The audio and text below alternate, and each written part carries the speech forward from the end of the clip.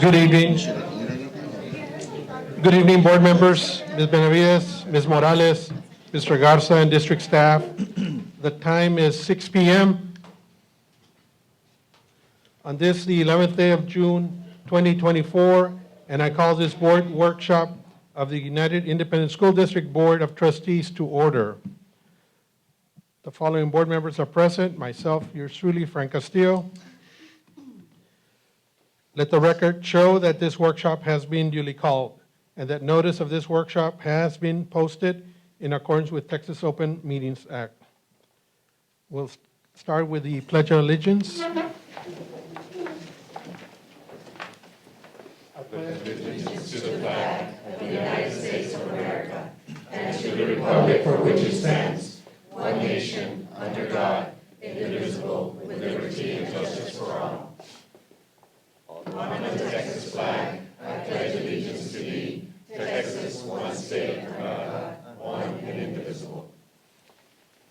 May be seated. We'll start or commence with the public comments. Any comment? Yes, Mr. Castillo, we have 3 comments. The speakers will be limited to 3 minutes per comment. First, we have Mr. Jose Ovando regarding the plan of finance. Yes, sir. And you'll keep track of time? Yes, sir. Thank you. Mr. Ovando, thank you. Welcome. Good afternoon. For the record, my name is Jose Ovando. I know that you weren't very much part of this, but last year there was an issue with a K-9er that was given away to a private citizen. And I have serious concerns about the budget now because y'all are giving money away. And I know that you weren't part of that. That day, everybody, I don't know why they started defending the giving away of that dog. I don't know if you know this, but the dog returned to the service of the school district en la noche, entre susurros, and only criminals work like that. That dog was not brought back to the school district by voting in the board. I know that that time there were 3 or 4 board members that were defending giving that dog away, and you were not part of that. But I wish they would have been here because I think it's wrong that they don't bring that dog back the same way that it lived, voting through the board. Just recently, Mrs. Juarez brought up an issue also about the travel expenditures, and I named one of the policies that you all have, and I thought it was brought into question, and I think you're being either wrongly informed or completely lied to, because that is in your policy, and I don't know what the argument was. I did see the live stream. I was not here present, and I think somebody even said that this is not even a government. This is not a government. I don't know why we're paying taxes. Again, Mr. Castillo, I know it wasn't you, the one that said that. It was another board member. But my issue is that if there's so many lies back and forth, how can we trust this financial plan or anything that's coming from the school district? I know for a fact that the board has a very bad reputation within the public. I know that the board has a very bad reputation within its employees. And I know the opinion that the TA has about the board. And I'm just taken aback, and no les da vergüenza. And again, it's not against you, Mr. Castillo, because the other board members were the ones that were more active and participant in that, which I think was completely wrong. And I don't really understand how it is that they continue doing all these things. And I've insisted to TEA that they need to take over the board. Again, nothing personal against you, Mr. Castillo, but I think TEA needs to come and take over the board because there's so many lies going back and forth that we don't know who to trust or when to trust anything. Right now, my biggest concern is I don't know how many people know this. There's a really big storm coming towards UISD, and I'm really concerned about all the things that are going to come out from UISD. I'm just concerned of everything that's going to be happening pretty soon. And I don't know if you guys are even informed of that, and I hope you are. But yo lo único que les puedo decir es como no les da vergüenza. That's Tienen 3 que tener minutes. vergüenza. Thank you, Mr. Castillo. Okay, thank you, sir. Thank you for your comments. Next, we have Leticia Juarez on travel. Mrs. Juarez, thank you. Did you get a copy of this? Yeah, I do have it.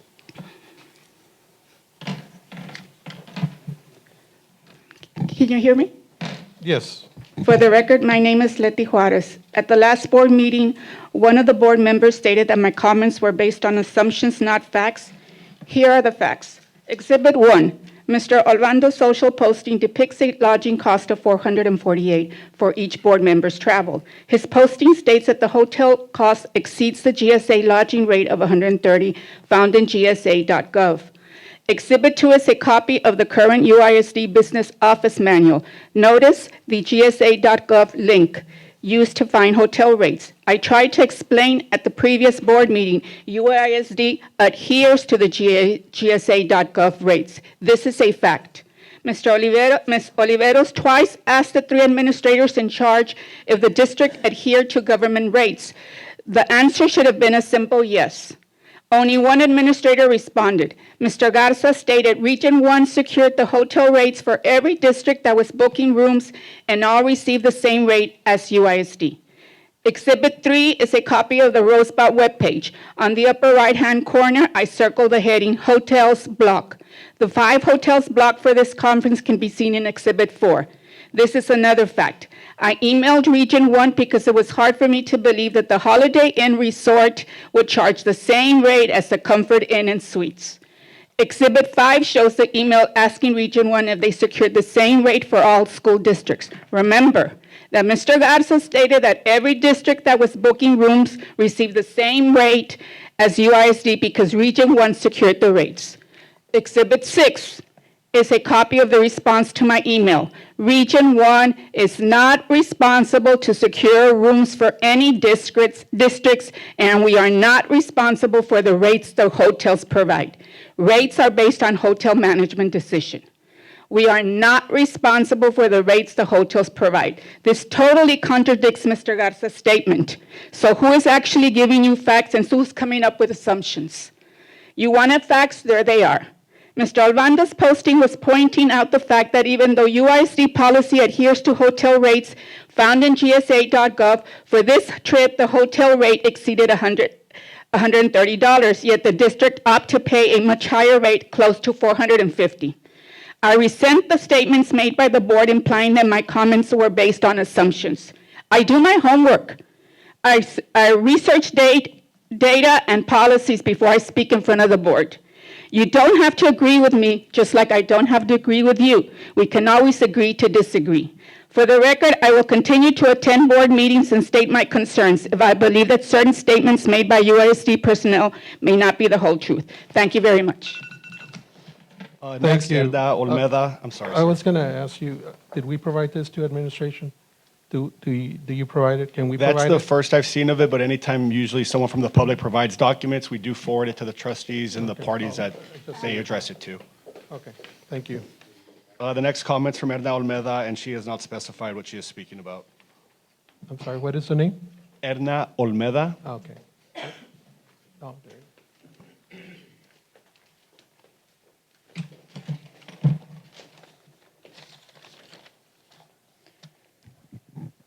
Good afternoon. For the record, my name is Edna Olmeda, and good afternoon, members of the board and everyone present. I'd like to first begin by reiterating what Mr. David Bettis stated in the previous special called meeting on June 6 of our civil rights and our duty as a reminder that the public can come up here and have a civil discourse and have the right to speak for and against something.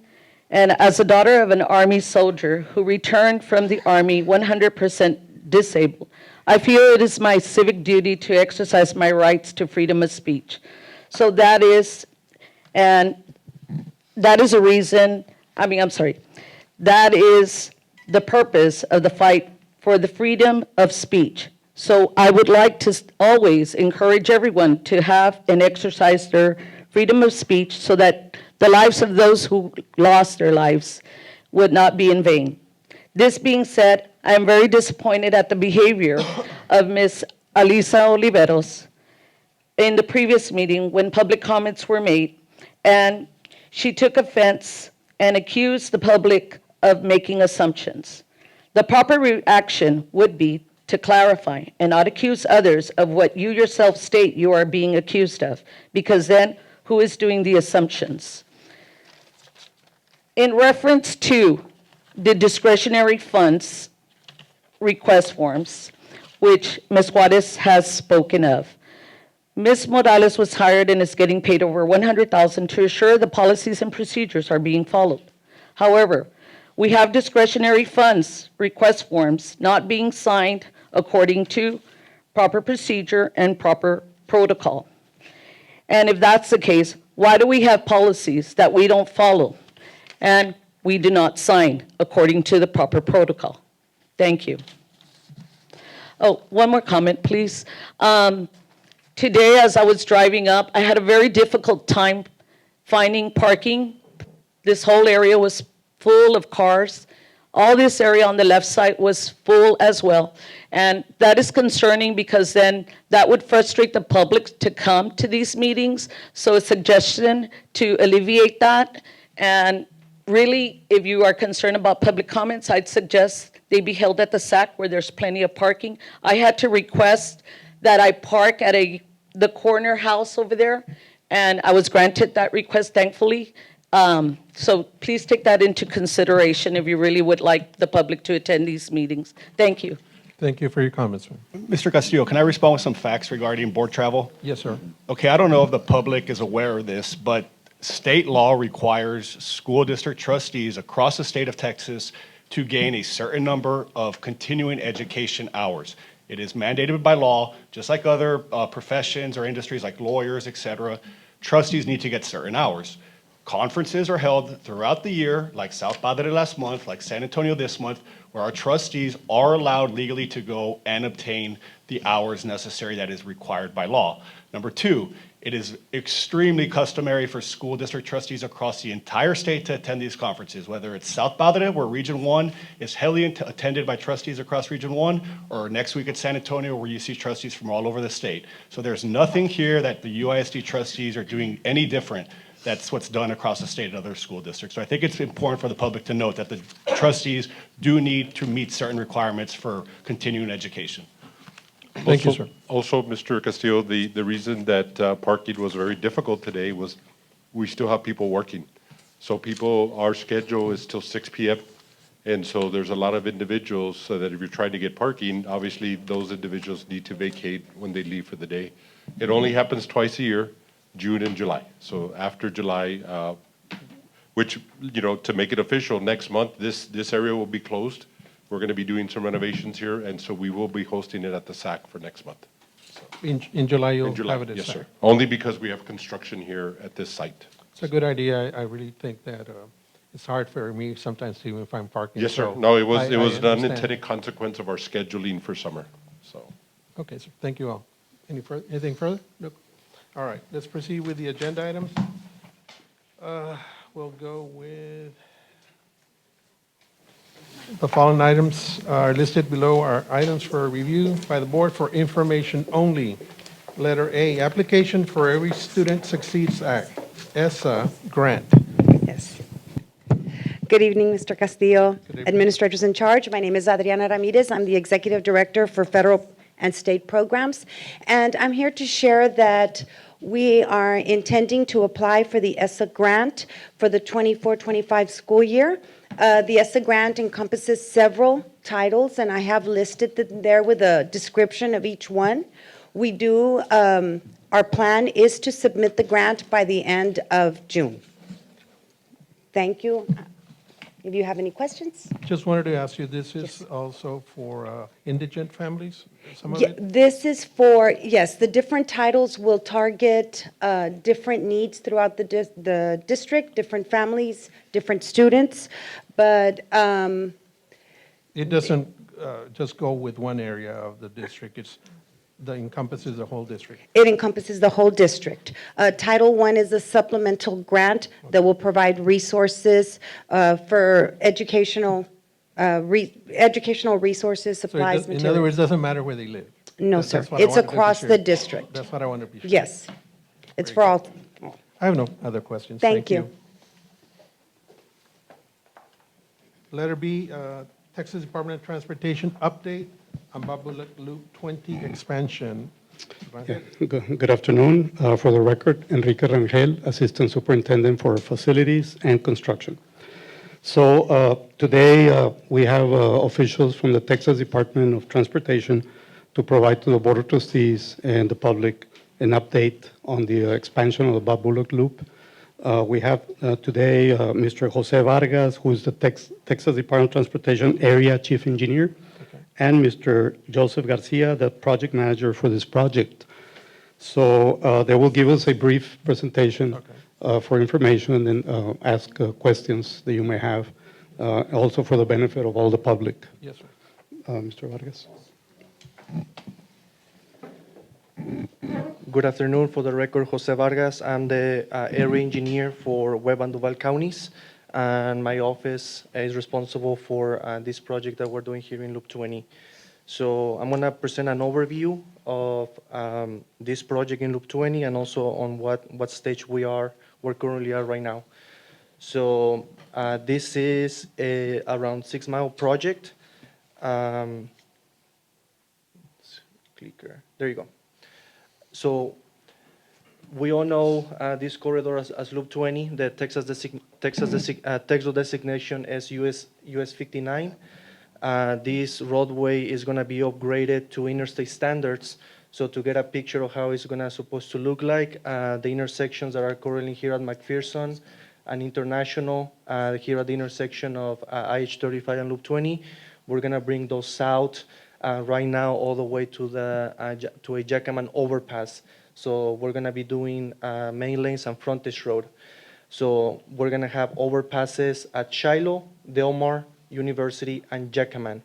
As I mentioned, it's approximately 6 miles, and of course, it has a lot of. We're having a lot of coordination with the City of Laredo and Webb County through the MPO to make sure that we have everything that we need to fund this project. The intent of this project, of course, is to enhance safety. We're going to separate the frontage roads from the main lanes. So as I mentioned, you want to picture this project is going to look like McPherson and International, where people that are going from north to south in Laredo are going to be driving in the main lanes. And then for access, we're going to use the frontage roads.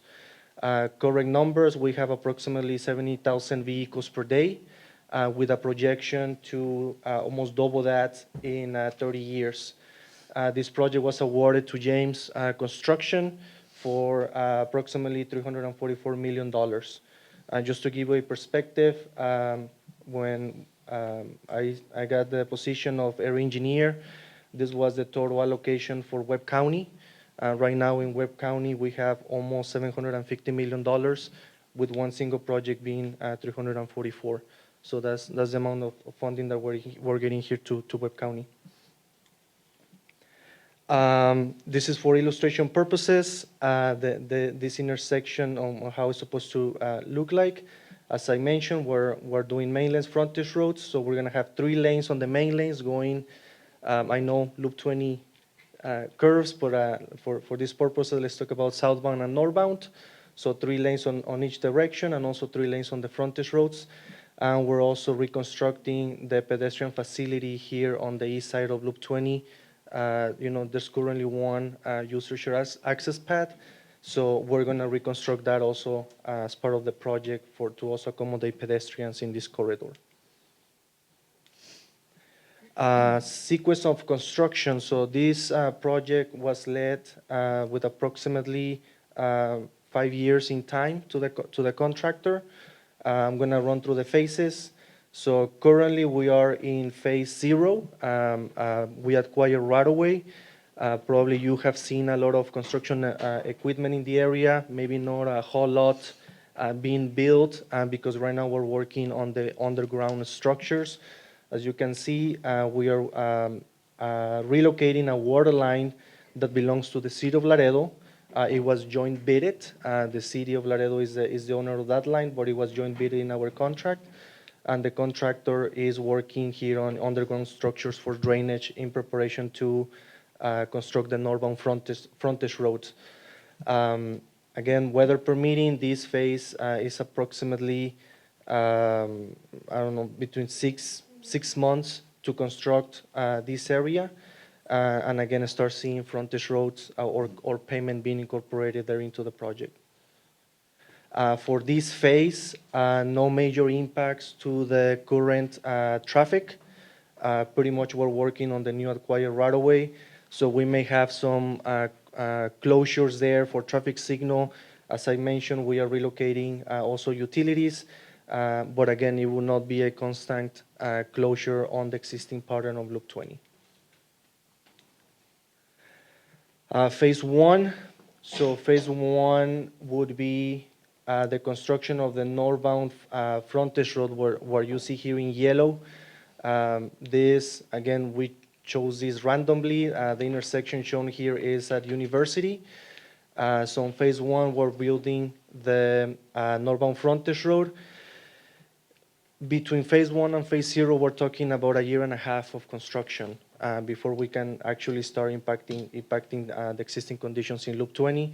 So this will be the phase 1 of the project here, the construction of the frontage road. Phase 2, for phase 2, we're gonna switch traffic to the newly constructed frontage road, and the traffic that is flowing southbound, we're gonna move them to the existing northbound. So we're just gonna jump them over the existing median, and that will allow us to reconstruct what is now the southbound main lane, which is gonna become the new southbound frontage road. So again, we're just gonna mirror, now we're gonna work on the west side of the roadway, and that will be a reconstruction. So that's gonna take a little bit more of time, since we also have to remove pavement to continue installation of underground structures and reconstruct the roadway.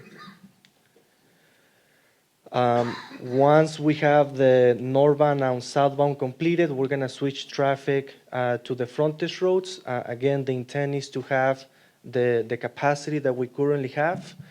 And now that the traffic is gonna be on the outside of the right-of-way, we're gonna be building the main lanes. So work of the main lanes includes, of course, concrete pavement. Everything is gonna be concrete pavement here. And that also, during this stage, we're also gonna be reconstructing the middle portion of the intersection and the overpasses. The frontage roads are going to be completed at the same time, or will you do one side? Previously. So right now, we are working on the northbound. Once it's complete, we're gonna transfer the northbound traffic to the southbound, and then the southbound to the existing northbound, so we can reconstruct the southbound frontage road. Once they are complete, we're gonna move the southbound traffic back to the newly constructed frontage road, and we're gonna work. If you remember, that's how we did International and McPherson. That we already had the frontage roads and we were working in the middle. Here we'll have to do some traffic or some switching of traffic until we get to that point where we have the traffic on the outside and we're working in the middle. Will the traffic be able to traverse from, let's say, Del Mar from one side to the other? There's gonna be new layouts here of the intersection, but we wanna maintain access as much as possible. It's gonna be interruptions, of course, when we're building drill shafts, columns, beams, but the intent is to work off-peak hours, weekends, nights, and again, there will be times that the traffic is gonna be impacted, and we've been coordinating with Mr. Rangel that will notify the district once we are scheduling a major switch, so you can also plan your routes. Transportation? Yes. So again, phase 3, I'm just showing one intersection here, which is Del Mar, but we'll have to do the same for Jackman, University, and Shiloh, and of course, this one here on the screen is Del Mar.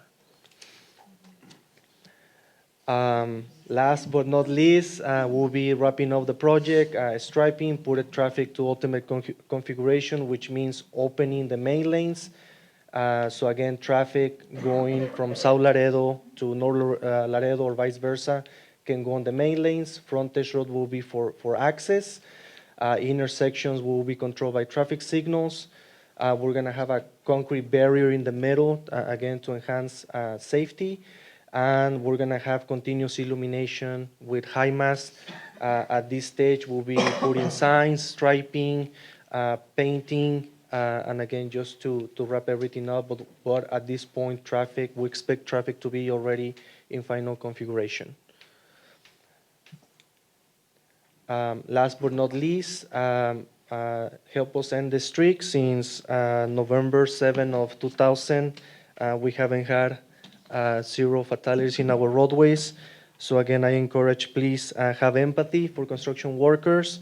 Put your phone down, drive as per the posted speed limit, and please be mindful that the workers also have a family that they want to return home at the end of the day. Absolutely. So that will cover my overview of the project. So we're extremely grateful. TxDOT has been in communication with us. We met with them earlier, and that's when we decided to have a presentation here with the board and of course the public at the end of the day, right? It's going to be massive coordination. It's going to be very. We're going to have to work together very closely because it's going to impact transportation. It's going to impact. Right now that they're doing the utility work, it has had some impact for us. Some of the electrical lines being moved, some of the water lines. And we did have, sorry to interrupt you, Mr. Garza, but we did have some interruption, right, with Yes, sir. electricity and Yes, sir. to our schools. Yes, but the communication, which is what Mr. Garza is saying, has been vital, and so that communication and that first conversation that we had with TxDOT, and we're very grateful, we already shared our calendar with them for this upcoming school year. We talked about summer school, so we were able to make adjustments to our summer school schedule and those 5 campuses that were going to be impacted, and it actually ran very smoothly. So we had plans, or the contractor had plans for the last week of May. And again, they signed a contract, but as much as we can, we're gonna try to partner with them. I know it was graduation week, so we were able to work with them and delay that scheduled work one more week. So we were not having. It doesn't seem interruptions like of the weather's going to be an obstacle, right? I mean, Yeah. No, it's been great, having that communication with them. As a matter of fact, before, or when they notified us, we were actually also able to send notification to all our employees as well of these alerts that they're sending out. So it's been a really good start, is, communicating with them back and forth and making sure that we're all on the same page, because it is a huge project. It's going to impact a lot of our campuses and neighborhoods. And at the end of the day, it's going to have some inconveniences, but when it's all said and done, it's going to be tremendous for our community. So we're definitely in support. We want to do our part. We just want some consideration whenever things happen. For example, we had a busted water line that was accidental. That was a scary moment because we looked like we had to shut down 10 schools, but they were able to get it up and running, so we didn't. So those things will happen in these type of projects. So again, we're very grateful for their cooperation. So just to clarify something, as part of this project, there are utilities being relocated that they belong to either private entities, whether it be a gas line company, electrical company, and we also have the City of Laredo water line. Those do not belong to TxDOT. They are being relocated as part of this contract. And again, things happen along the way, and we'll try to communicate to at least give you a heads up. But they are in control of their utilities. They are the owners. Right. Our commitment to the district was to give you a heads up, even on third-party operations, so you have a notification that something can happen. But again, the details will have to be communicated from the owners of those utilities, whether it be interruption to power, interruption to gas, and those will have to come through the private entities. And do they contact you directly, sir, or do they contact somebody else, those private entities? We know that they're going to have operations, but they need to notify their clients. Oh, I see. Yeah. So just to give you an example, the water line that happened, the drawings had one thing, and so when they were digging, they didn't realize that the line was there, right? So that's going to happen. Those are the situations. Really, what we're asking and practicing is patience. At the end of the day, there's going to be interruptions, but we'll deal with it as we go along. Everybody's ready and poised to do that.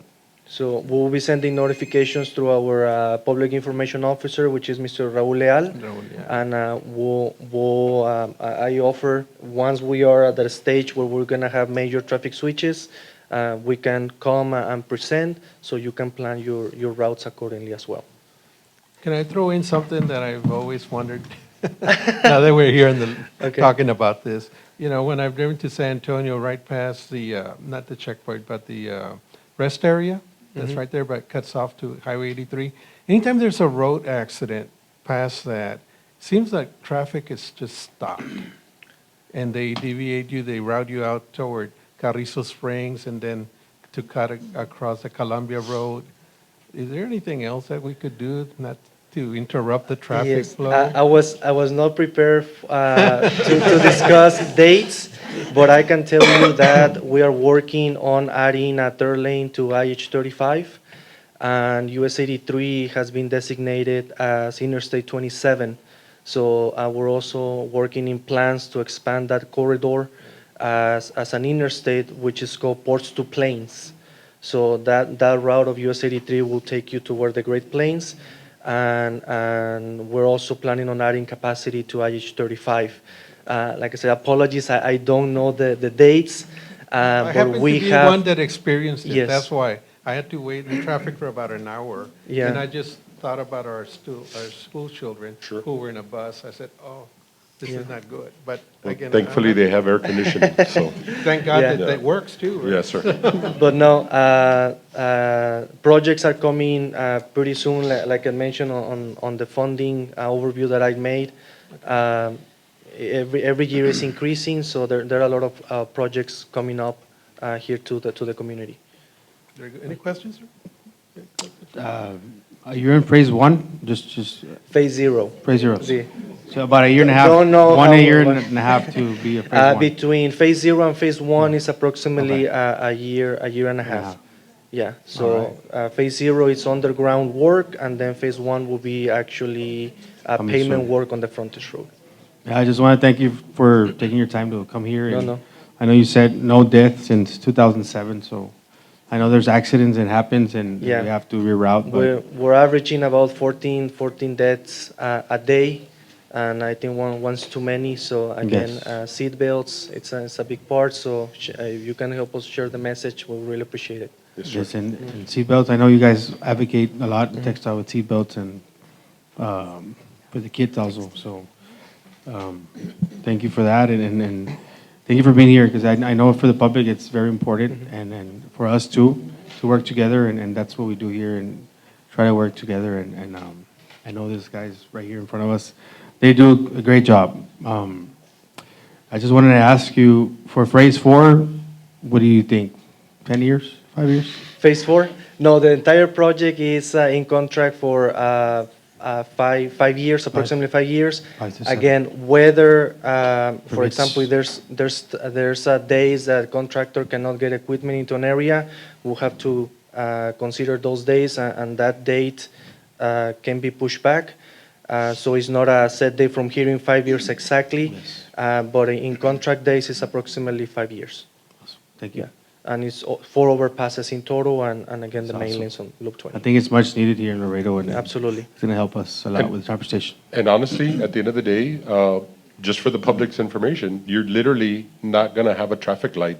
Yes. When you get on the middle, the center lane, you won't, from south to north, you won't have a traffic light stopping you at any point, so. Currently, we're awesome. working also at the airport overpass, which we expect to let within the timeframe of this project. So, yeah. was good. If the timeline works, when we're wrapping up this project, we may also be finalizing the one at the airport, so it will be nonstop traffic, pretty much from the International Bridge all the way to South Laredo. South Laredo. So thank you very much. Sure. Really, Thank you. really Thanks appreciate it. for the invitation. Thank Thank you, and the word is patience. you. Yes, sir. Thank you. Mr. Castillo, really quick for the record, I would like to know Mr. Aguilar is present and attended the meeting at 6:19 PM. Thank you, sir. Letter C, review of legal policies in TASB Update 123. Yes, good evening, Mr. Castillo, Mr. Aguilar, Rebecca Morales, Assistant Superintendent and Co-Administrator in charge for the record, members of the audience. I am presenting for information only our latest update from our TASB consultant, which is Policy Manual Update 123.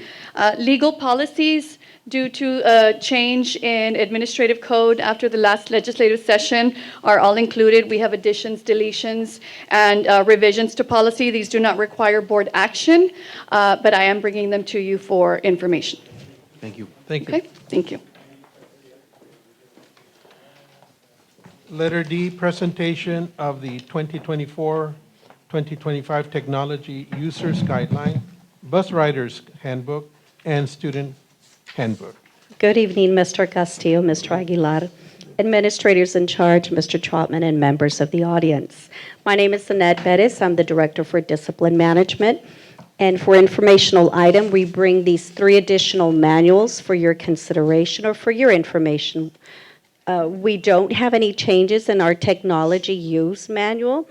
That was reviewed by our technology director, Ms. Judy Garcia. We did have a committee in April, and that committee was made up of parents, students, as well as school administrators. And we also met with our DEIC in May to give us additional input. We always take that into consideration and share that with our administrators in charge. Some of these changes are reflected in these manuals. Our transportation department did have 2 changes. They had other changes, but the most significant ones are that pre-kinder and kinder students who are dropped off at the bus stop must have a parent or guardian waiting for them. And that is a requirement, apparently, obviously, due to safety concerns. We also have an increase in the charge from $75 to $150 if a seat or window is vandalized.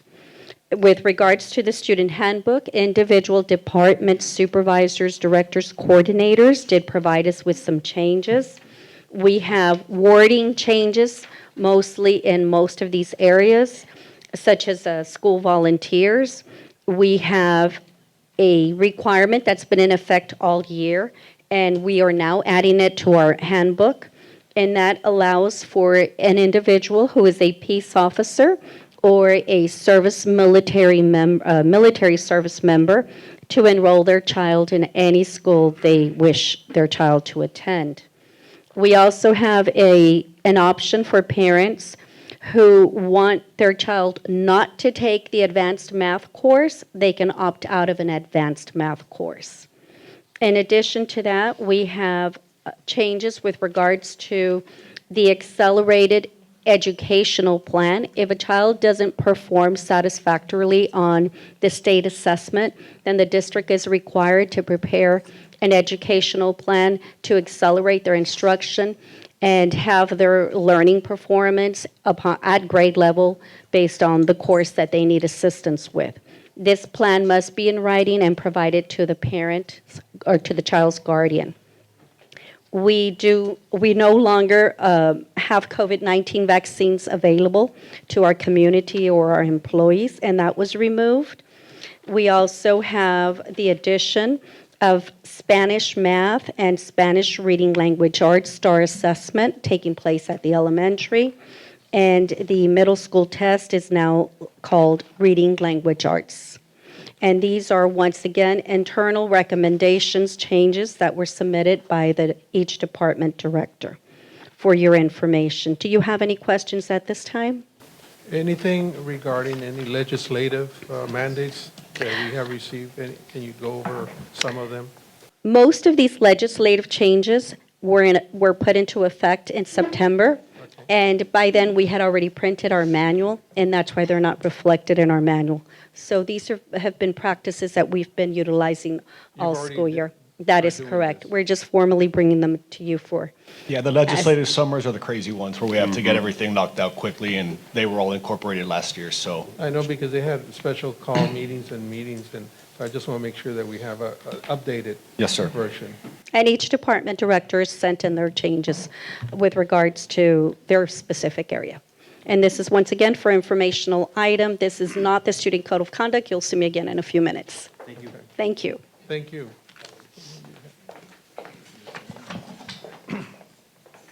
We'll proceed with the agenda items number 5. The following items are to be reviewed by members of the board with recommendations for action to be made at the next regular board meeting. We'll start with letter A, monthly disbursement. Good evening, Mr. Castillo, Mr. Aguilar, administrators in charge, and members of the audience. My name is Rosa Cabello, Director of Accounting, and tonight we bring forward action item monthly disbursements for the month of May. Do you all have any questions?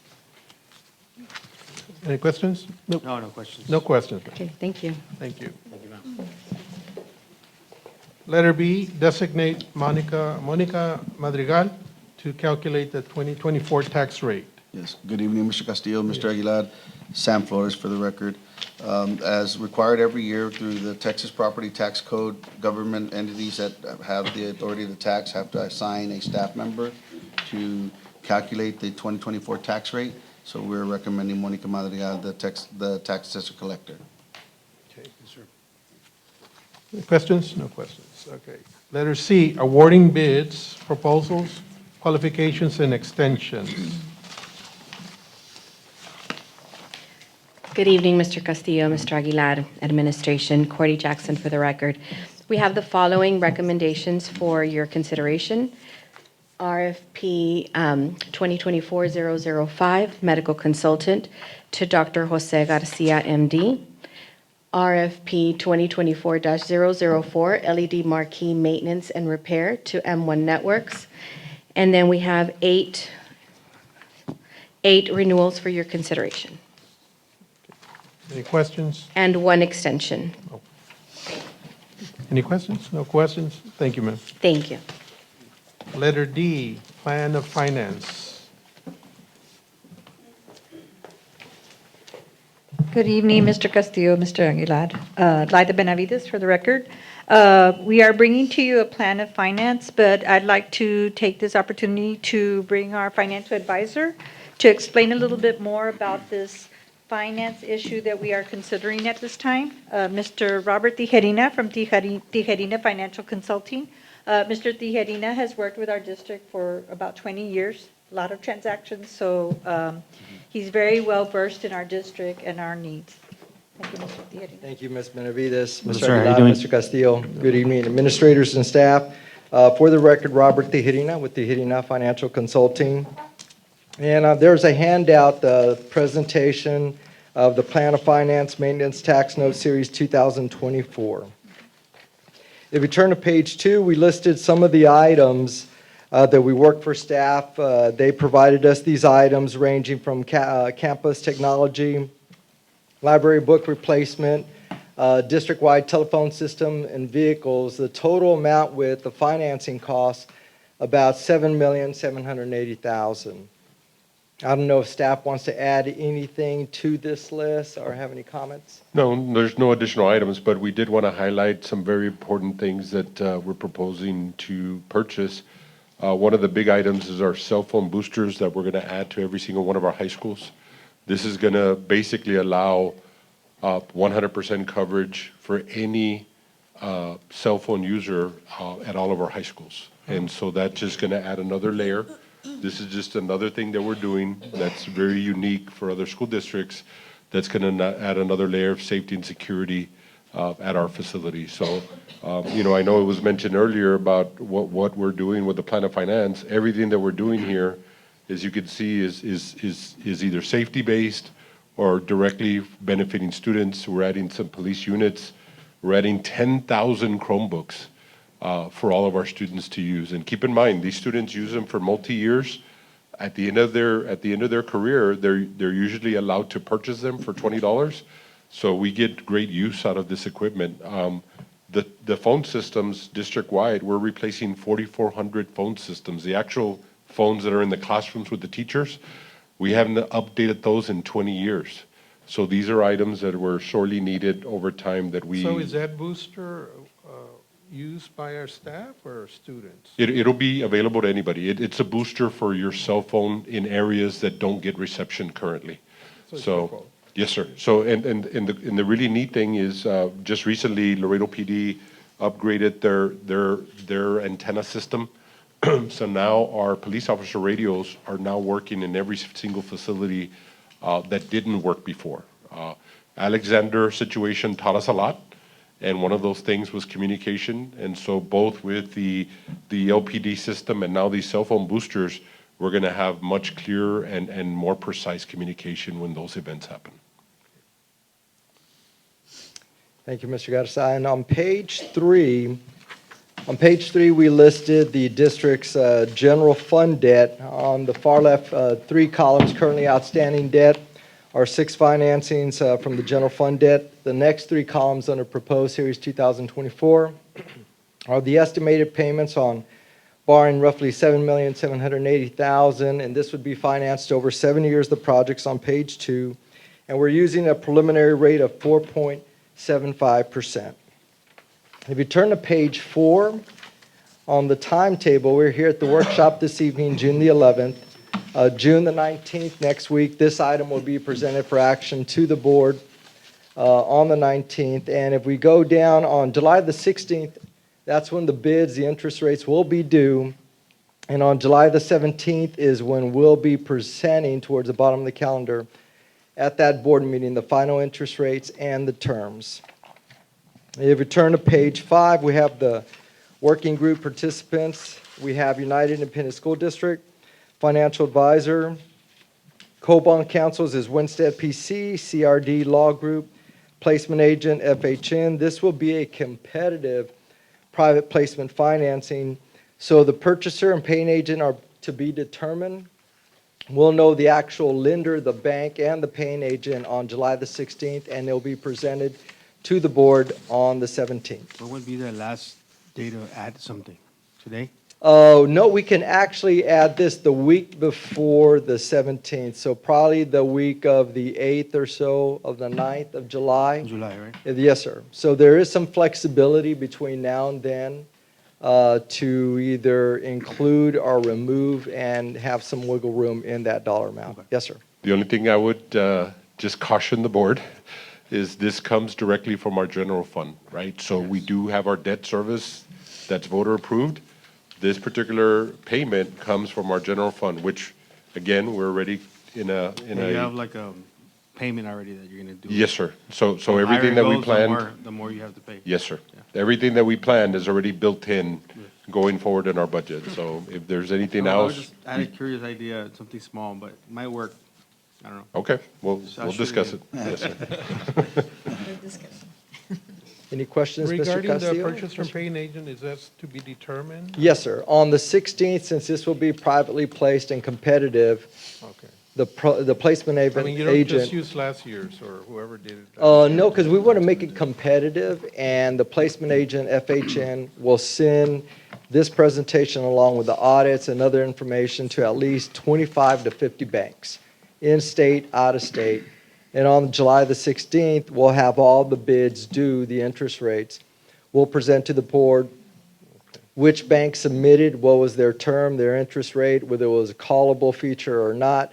So that way, everybody can be in competition instead of sole sourcing it. Does it go to you or Sam?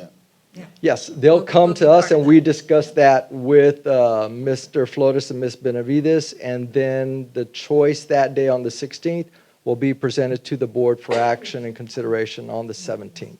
17. Got it. Any questions? No questions, No. sir. Thank you Mr. so much. Regalina, thank you for coming. I just wanted, I know there's a lot of safety, like the boosters, I'm sure lots to say it, the phones. It's a lot of safety things that I think are here, which is that's a priority.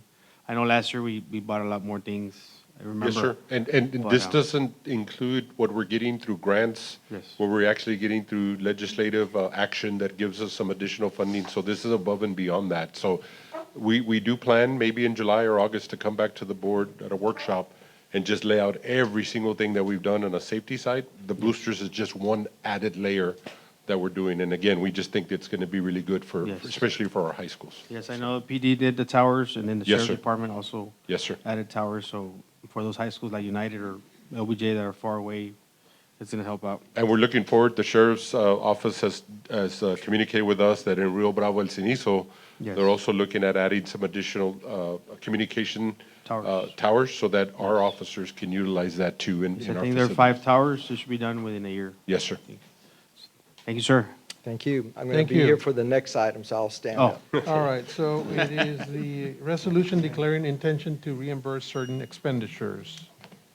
Yes, sir, Mr. Castillo, Mr. Aguilar, administration and staff, for the record, Robert Tijerina with Tijerina Financial Consulting. This item was prepared by your bond counsel and co-bond counsel. A reimbursement resolution in a nutshell allows the staff, the board, the district to go ahead and purchase the items that were presented on page 2 currently and within the last 60 days. So if this item is approved on next week on the 19th, you'll have a 60-day look back on any of the items that was purchased before. So when you receive bond proceeds on August the 15th, when that 7.7 comes into the district's account, you can take those bond proceeds and reimburse the general fund. So this item allows the board and the district to go ahead and purchase some of these items, pay the invoices anytime within the last 60 days, going back. And the critical nature of that is so we can have these items in place by the start of school. Okay. Sounds good. Very good. Any And- questions? On the transportation department, it says 4 type A buses. How Yes, many? sir. So we're looking at experimenting a little bit. You know, we use all of our larger buses for every single trip, whether it's in town or out of town. Yes. So these are smaller units. They usually fit about 14 to 15 individuals. And so we want to kind of see if we could be a little bit more efficient in having smaller units to be able to, for example, our golf team or a small tennis team or something like that, where we can transport Have an them option. either in-house or in town or out of town with not having to use a full bus to do Yes. that, so. Sounds good. No questions, sir. Thank you so And much. again, thank you for allowing my firm the opportunity to represent the district as your financial advisor. Appreciate it and hope everybody has a great night. Yes, sir. Thank Thank you. you. Thank you, Robert. Continuing, we have letter F, low attendance day waiver for United Independent School District for May 29th, 2024. Hello, ma'am. Good afternoon, Mr. Castillo, Mr. Aguilar, administrators in charge, and members of the audience. For the record, my name is Thelma Martinez, Director of Attendance, and this evening I bring before you 2 attendance waivers for your consideration. I will be covering items 5F and 5G. The first waiver is for low attendance, and this recommendation is based on the following. Districts or campuses may ask for a low attendance waiver on a day that school was held, but that attendance was at least 10 percentage points for the district or for a specific campus from the prior year. Although the district was open for instruction on May the 29th, the district did experience low attendance due to inclement weather the night before, as we know, the storm that hit Laredo. On that day, which was the 29th, an attendance rate of 76.29%. We had that percentage, which is a difference of 16.81%, a difference from the 93.1% of attendance for the school year 22-23. Therefore, the district is able to apply for a waiver. Our department does have the supporting documentation needed for this waiver, and we do have enough minutes to cover the minutes required from TA, which is the 75,600 minutes. On the next waiver for your consideration is for a missed instructional day on Wednesday, May 29th, when United was closed for instruction due to having no electricity as a result, again, from the storm the night before. This recommendation is based on the following. A district or a campus is allowed to apply for a waiver for excused absences if full instruction days are missed due to inclement weather, safety, or health issues. All of our campuses, again, have enough minutes to meet the required 75,600 minutes for the academic year, and the attendance department has the documentation needed for this waiver. What is it that happened? What happened on that day at United High School? It was a storm the night before. We had no electricity the next day. So United High School had to close down for instruction, sir.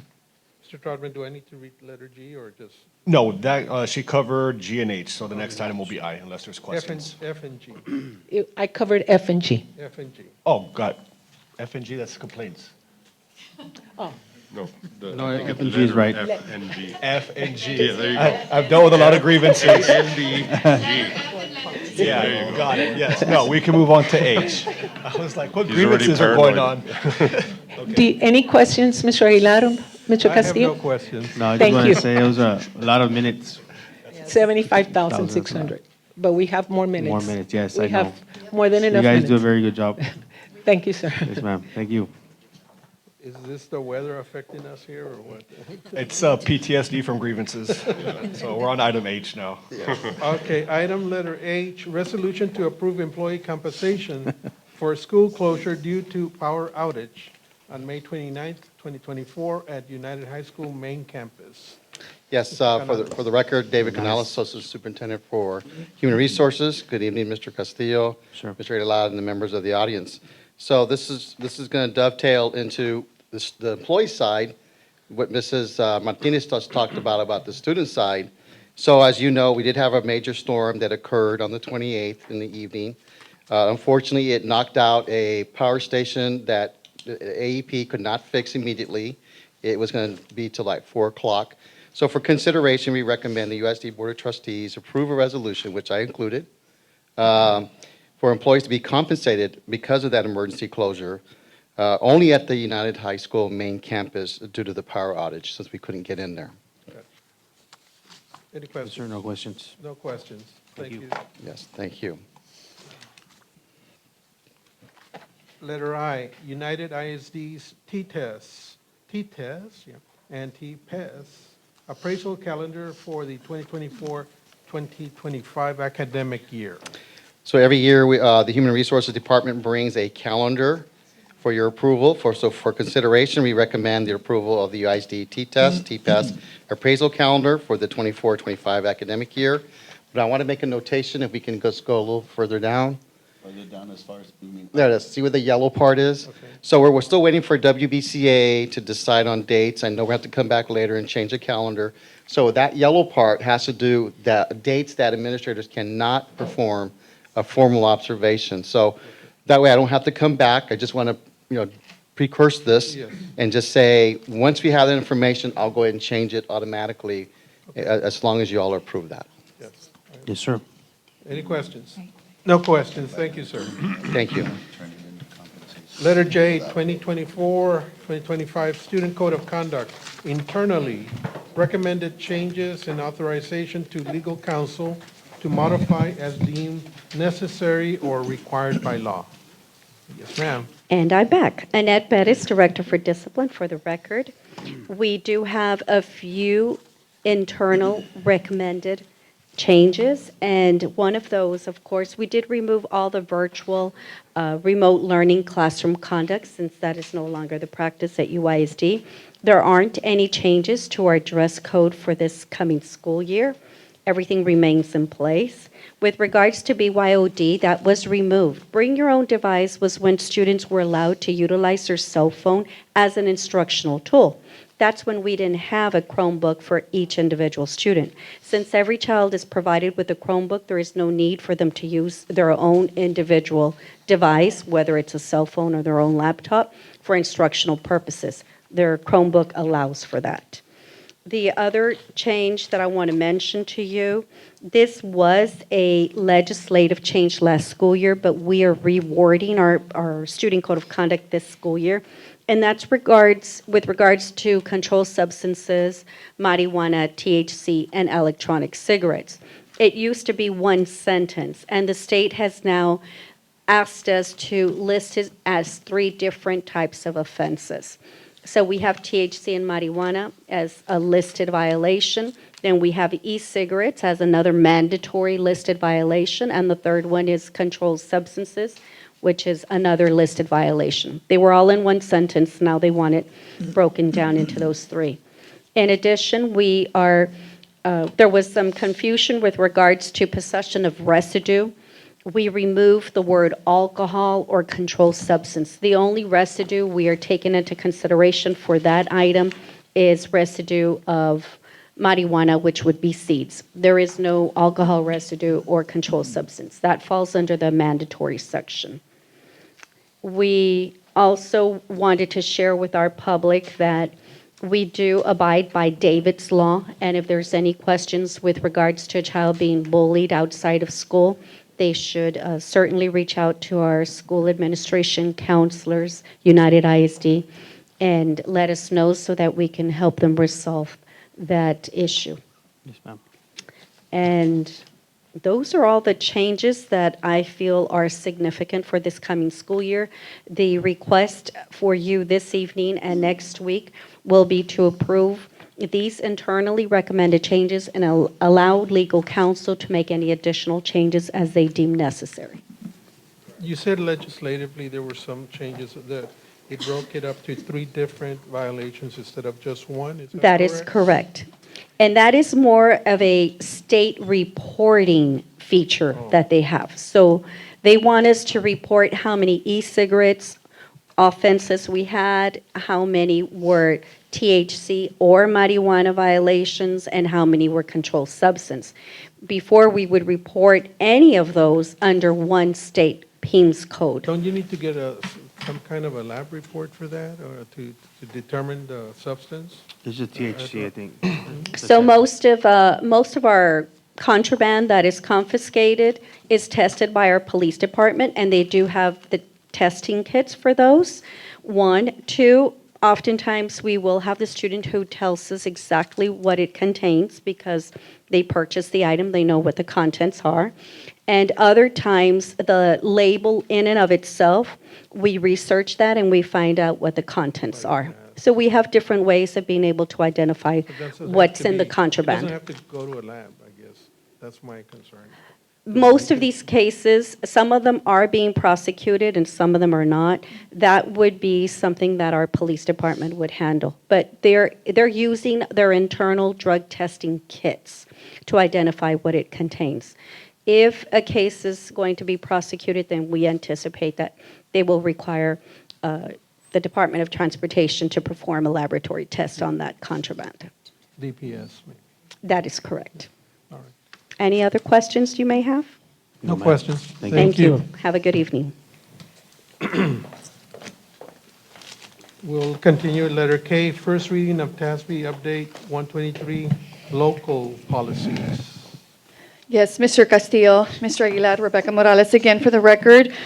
So now we bring to you some local policies that were included in this Policy Manual Update 123. We have a total of 16 changes. There's some additions and deletions, and then some policy revisions. This is the first reading that we're hoping that you'll approve next week. We'll bring to you once again our second and final reading in July. Currently, we are working with management, our department directors, for all of these areas impacted, where policy is impacting any of our departments, and making sure that we're accepting the language as is recommended by TASB. Questions? Okay. Thank you. Thank you very much. Any questions? No questions? No questions. Thank you again. We'll continue with letter L, Memorandum of Understanding between the United Independent School District and Webb County Head Start at the following UISD elementary schools: Arndt, Centeno, Killam, Perez, Roosevelt, Ruiz, and Salinas. Yes, so we are bringing to you some renewals of some MOUs for current campuses. These are currently 5-year MOUs, so we have some campuses that we needed to renew for the next 5 years until 2028, 2029. Plus, we are adding Killam and Salinas as new sites for Webb County Head Start this coming school year. That's great. Any questions? No, sir. All right, thank you. Thank you, ma'am. Letter M, Board Travel for the month of June 2024. Yes, Mr. Castillo, Mr. Aguilar, this is again state mandated requirement for all Board of Trustees to have their continuing education credits This is another event. It's actually hosted by TASB. It's their summer leadership program. I believe every board member is attending. Yes, sir. And except for Mr. Ellis, but everybody else is going. And again, it's state mandated that you put these hours or else you are no longer eligible to be board members, right? So it's important that these items are done. TASB is the one hosting the event. They are the one securing the locations, and then, of course, it's up to us whether we want to use those particular rooms or not. Okay. Any questions? No, Nope. just for records for this week. Mr. Castillo, are you going? I plan to, yes, sir. You plan to? I'm going, so. Thank you, Mr. Garza. Yes, sir. Thank you, sir. Okay, letter N, requests from board members in reference to use of Board of Trustees discretionary funds for various projects/campuses. Yes, sir. At this point of the year, it's very limited resources available for each member, but your packet has the information that's going forward. All right. So is there a motion to adjourn? So there's a second, so we are going to adjourn now. Thank Thank you. you so much.